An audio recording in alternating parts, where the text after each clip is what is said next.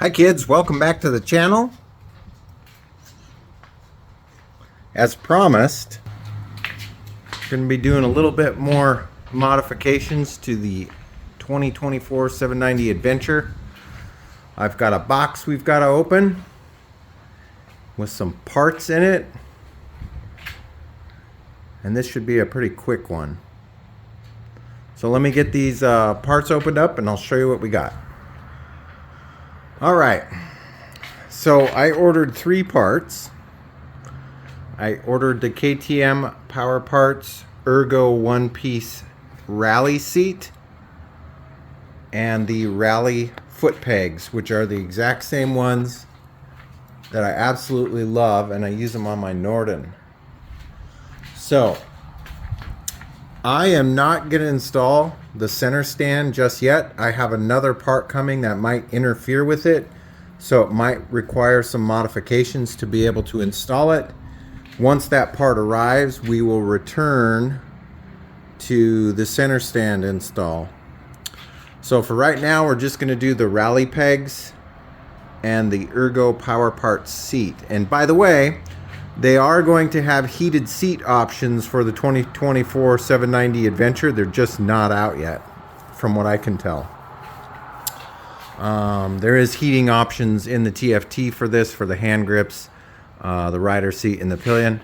Once the heated options come out, I will have not only that seat, but the heated option seats as well. So I could use this for, you know,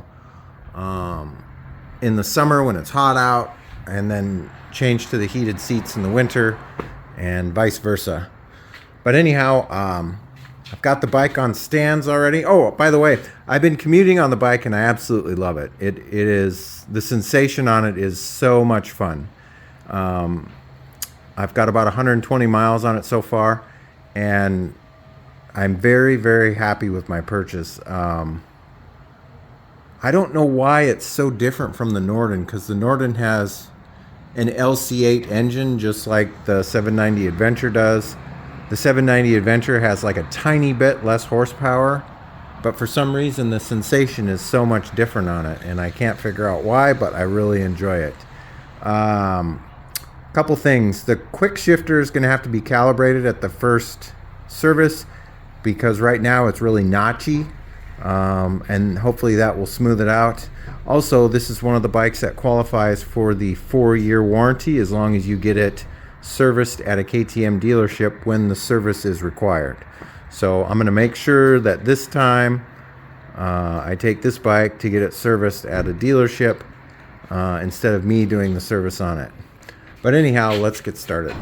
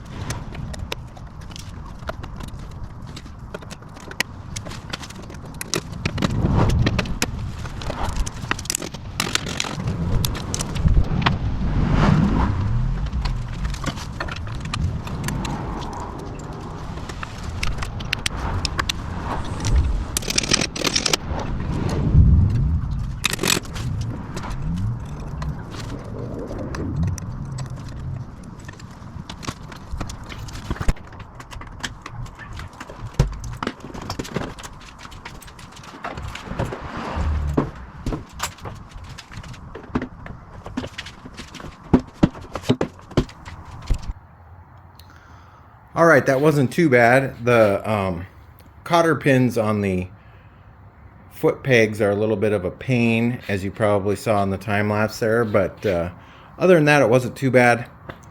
It's been a while since I've swapped out foot pegs on any of my bikes. The POWERPARTS ergo rally seat, one-piece rally seat, is pretty sweet. It does have a 20 millimeter height difference, which means it sits up a little bit higher, which is fine by me because I can flat foot this bike on both sides, no problem. and I still have room to spare. But other than that, I think that's probably going to be it for this video, guys.